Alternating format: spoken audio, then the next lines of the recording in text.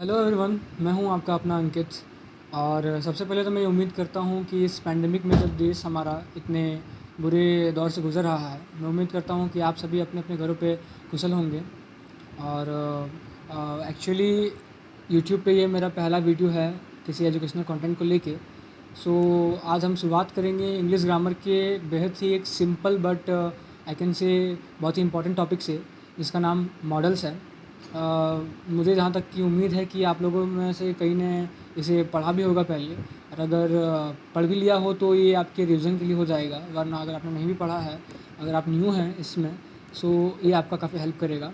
मैं कोशिश करूँगा कि शॉर्ट तरीके से मैं आपको काफ़ी सही ढंग से आपको समझा सकूँ। सो आज का जो हमारा टॉपिक है वो है मॉडल्स। तो ज़्यादा टाइम वेस्ट किए बिना हम स्टार्ट करते हैं इस टॉपिक को। तो सबसे पहले फ्रेंड्स, हम जानेंगे कि मॉडल्स होता क्या है। इसकी डेफिनेशन पहले हमें समझनी है। सो मैंने यहाँ पे डेफिनेशन यहाँ पे लिख दिया है पहले ही। सो उस पर गौर करते हैं। तो a modal is a type of auxiliary और helping verb that is used to express ability, possibility, permission और ऑब्लिगेशन।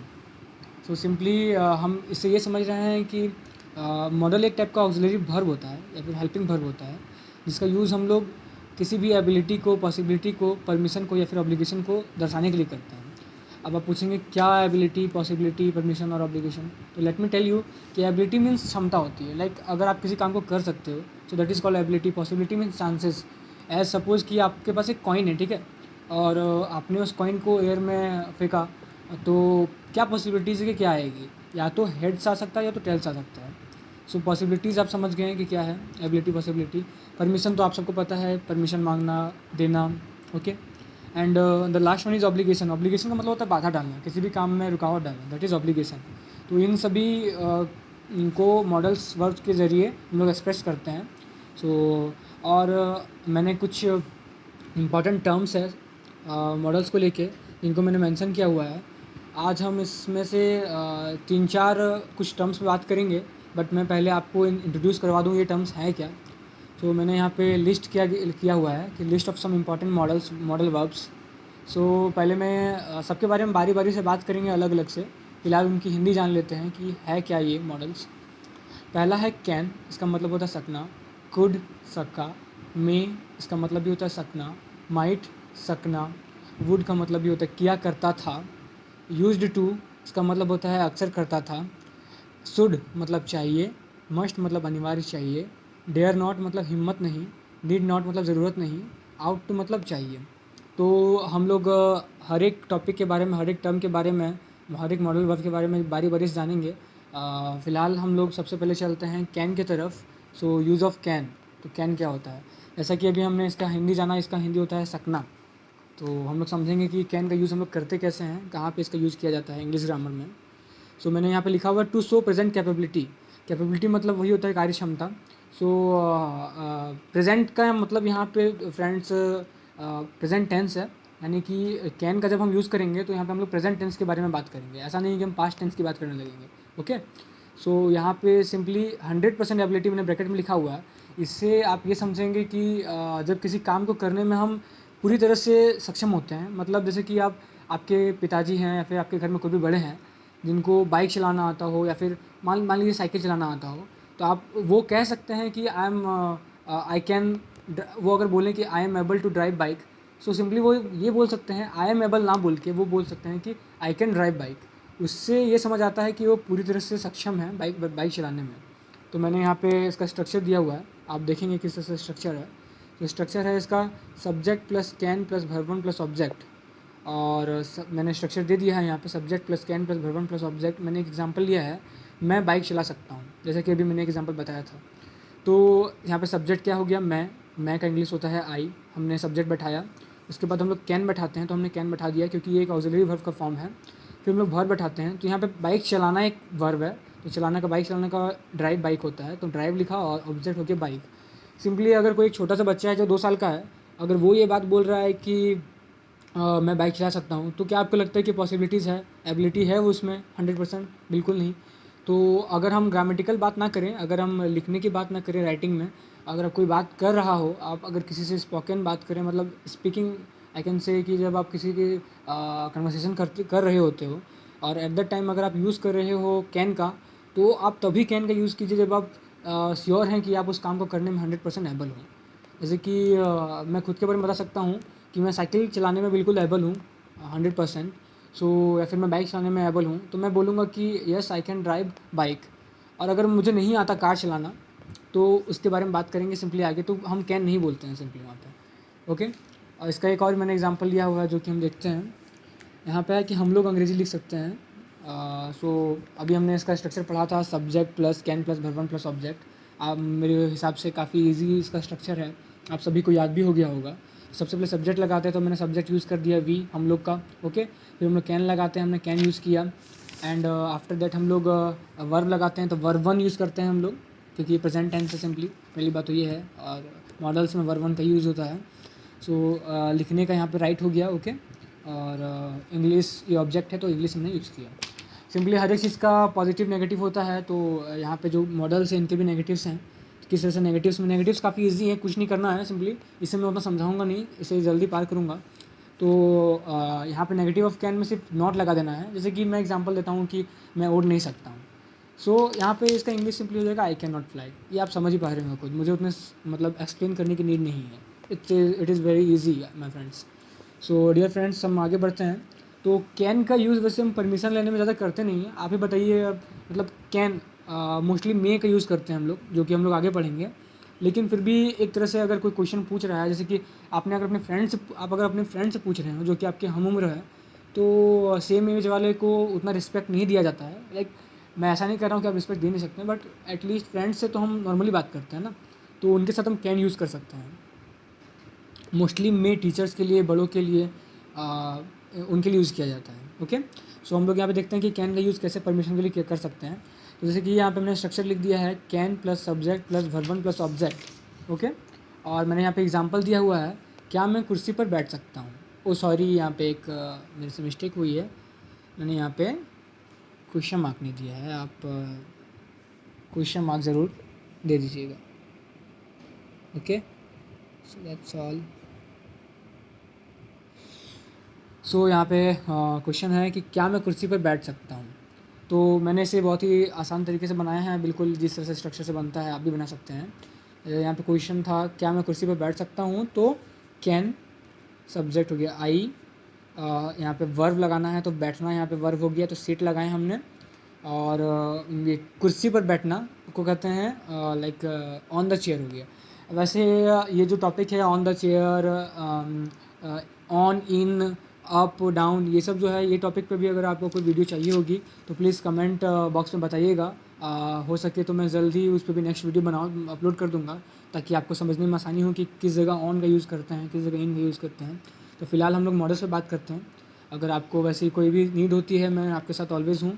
आप मुझे कमेंट में बताइए कि आपको किस टॉपिक पे ग्रामर से रिलेटेड चाहिए, मैं उसे वीडियो बना के अपलोड करने की कोशिश करूँगा।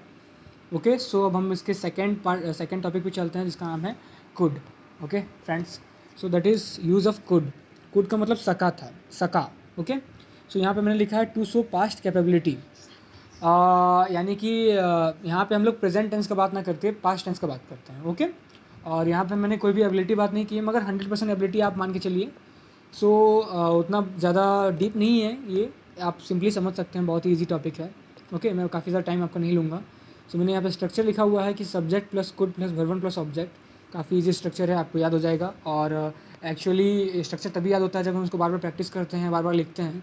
सो मैं आपसे उम्मीद करता हूँ कि आप घर पे बैठे होंगे तो आपके पास जो भी फ्री टाइम होगा, आप स्ट्रक्चर्स को बार बार लिखिए, दोहराइए एग्जाम्पल्स के साथ साथ में।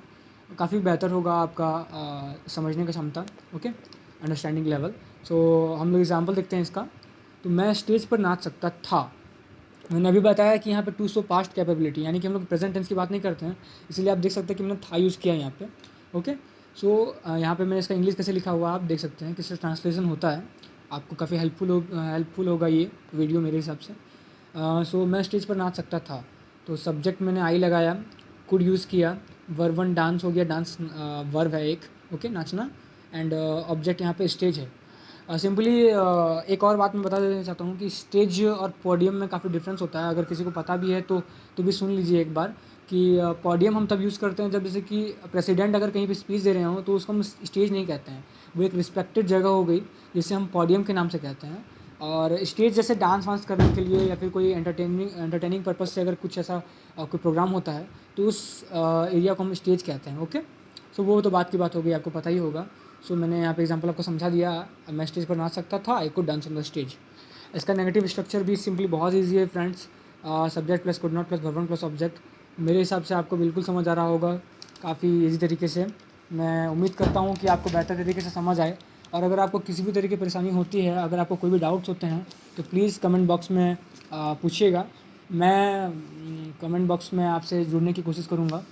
ओके, सो इसका एग्जांपल देख लेते हैं नेगेटिव का। वे लोग पुरस्कार नहीं जीत सकते थे, they could not win the prize. मेरे हिसाब से काफ़ी ईजी था, आप समझ सकते हैं। अगर आपको परेशानी होती है तो आप 10 सेकंड्स बैक करके वापस से इसको देख सकते हैं, वीडियो को स्टार्टिंग से बार बार समझने की कोशिश कर सकते हैं। अब हम आगे इसके थर्ड नंबर पर चलते हैं, यूज़ ऑफ मे का मतलब भी सकना था मेरे फ्रेंड्स। ओके, सो यहाँ पे to show strong possibility. Actually strong ये कैन से तो कम ही स्ट्रॉन्ग है, मगर मैंने यहाँ पे स्ट्रॉन्ग को दिखाया है क्योंकि यहाँ पे 50% एबिलिटी है। जब किसी काम को करने में हम 50% लगभग सक्षम होते हैं, 50-60%, तो हम लोग मे का यूज़ करते हैं। जैसे कि मेरे भाई अभी एटलीस्ट 8 to 10 ईयर्स का है। सो उससे अगर मैं बाइक चलाने की बात करूँ तो अगर मान लीजिए साइकिल चलाने की बात करता हूँ तो 50% एबल है। तो वो अगर बोलेगा कि I can drive cycle, I can drive bicycle, तो वो उतना अच्छा नहीं रहेगा स्पोकन में। वो बोल सकता है आई मे ड्राइव साइकिल। ओके, सो उसी हिसाब से आप समझ सकते हैं कि 50% एबिलिटी का मतलब क्या हुआ यहाँ पे। तो मैंने यहाँ पे स्ट्रक्चर दिया हुआ है, subject plus may plus verb plus object, subject plus may plus verb plus object. और मैंने यहाँ एग्जांपल दिया हुआ है, शायद मैं कार चला सकता हूँ। मोस्टली ऐसे सेंटेंसेस को हम लोग शायद से स्टार्ट करते हैं, उससे ये समझ आता है कि एबिलिटी उतनी ज़्यादा नहीं है। अगर मैं बोलता हूँ कि अब मैं शायद को मैं यहाँ पे हाइड करता हूँ, ओके, मैं कार चला सकता हूँ, तो वहाँ पे एक एबिलिटी दिख रही है कि हाँ मैं कार चला पा रहा हूँ, तो वो मैं आई कैन लगा सकते थे, मगर यहाँ पे शायद यूज़ किया है मैंने। आप समझ रहे होंगे कि यहाँ पे एबिलिटी थोड़ी कम हो गई है। सो आई मे ड्राइव कार, इसका इंग्लिश हो जाएगा। स्ट्रक्चर देख के आप बना सकते हैं। एंड आगे चलते हैं। इसके आगे हम लोग चलते हैं use of may to take permission. पहली बात तो ये कि इसका नेगेटिव आप खुद भी बना सकते हैं, मैंने इसे बताया नहीं है। सिंपली नॉट लगा के आप नेगेटिव बना सकते हैं, उतना हम बात करेंगे नहीं। नेगेटिव आप समझ रहे होंगे माय डियर फ्रेंड्स। सो हम लोग नेक्स्ट टॉपिक पे चलते हैं इसी से रिलेटेड, कि use of may to take permission. वैसे एक बात बता दूँ कि यहाँ पे मैंने मे का यूज़ किया हुआ है। और अभी हम लोग कैन का बात किए हैं, मे का बात किए हैं, और आगे हम लोग माइट की बात करेंगे। So use of may to take permission पे चलते हैं हम लोग, कि किस तरह से परमिशन आपने स्कूल में मोस्टली कहा होगा, मे आई कम इन मैम, मे आई कम इन सर। मैंने वही एग्जांपल यहाँ पे लिया हुआ है। स्ट्रक्चर काफ़ी इजी है, may plus subject plus verb plus object. Example मैंने लिया है, क्या मैं अंदर आ सकता हूँ सर, मे आई कम इन सर। ये काफ़ी आप लोगों ने यूज़ किया होगा स्कूल्स में एंड ऑल। तो ये एग्जांपल काफ़ी रिलेटेड आप रिलेट कर सकते हैं। तो यहाँ पे मैंने मे क्यों लगाया है, क्योंकि जब आप टीचर से बात करते हो तो रिस्पेक्ट में बात करते हो, तो मोस्टली मे का यूज़ हम लोग रिस्पेक्टफुल मैनर में करते हैं। कैन का यूज़ मैंने आपको बताया था पिछले अभी बस थोड़ी देर पहले ही, कि कैन कब यूज़ करते हैं, जब फ्रेंड से बात कर रहे होते हैं तब मोस्टली। किसी से अगर मैंने फ्रेंड से क्वेश्चन किया तो कैन लगा सकते हैं, can I take your pen. लेकिन अगर आप किसी टीचर से बात कर रहे हैं या फिर कोई बड़ा कोई पर्सन है तो वहाँ पर मे का यूज़ करते हैं हम लोग। ओके, आई होप आपको समझ आ रहा हो। अब हम लोग चलते हैं, अब ये काफ़ी इजी था। इसी तरह से आप और भी सारे इसमें बना सकते हैं सेंटेंसेस। मैं लास्ट में आपको कुछ सेंटेंसेस भी दूंगा, उस पर बाद में बात करेंगे। फिलहाल यूज़ ऑफ माइट पे आते हैं। Okay, so use of might to show weak possibility. ये काफ़ी वीक पॉसिबिलिटी को दिखाता है कि कार्य करने की क्षमता या फिर कुछ भी जो एबिलिटी है वो काफ़ी कम है। यहाँ 30 to 35% दिखाया है, इससे कम भी हो सकती है। Okay, subject plus might plus verb plus object, ये इसका हो गया। एक बार वापस से देख लीजिए structure, subject plus might plus verb plus object. और यहाँ पे हम देख सकते हैं कि इसका एग्जांपल मैंने लिया है, शायद ही आज वर्षा हो सकती है। ऐसे रेन एक ऐसी चीज़ है जिसकी एबिलिटी कितनी है, लाइक आज पॉसिबिलिटीज़ कितनी है हमें पता नहीं होती है। बारिश हो भी सकती है, नहीं भी हो सकती है, इसलिए मैंने यही पे एग्जांपल एक लिया है, शायद ही आज वर्षा हो सकती है। So it might rain today. आप बोलेंगे कैसे ये बना, तो सिंपल सी बात है, इसका स्ट्रक्चर देखिए आप। सब्जेक्ट फिर माइट लगाया मैंने, सब्जेक्ट लगाया माइट लगाया, एंड उसके बाद रेन लगाया। ये बारिश हो सकती है, बारिश होना भी एक क्रिया है। और टुडे हो गया, यहाँ पे टाइम लगा दिया, यहाँ पे ऑब्जेक्ट कुछ है नहीं। ओके, सो इसके बाद बी नंबर पे आते हैं, शायद ही तुम बाज़ार जा सकते हो। तो सब्जेक्ट हो गया तुम, यू लगाया हमने। उसके बाद माइट लगाते हैं हम लोग, subject plus might plus verb one plus object. तो यू माइट, यहाँ पे वर्ब क्या है, क्रिया क्या है दोस्तों, तो बाज़ार जाना है यानी गो जाना यहाँ पे क्या हो गया, वर्ब हो गया, तो हमने गो लगाया। एंड मार्केट यहाँ पे ऑब्जेक्ट हो गया, तो हमने मार्केट यूज़ किया। So you might go to market. Okay, that's all.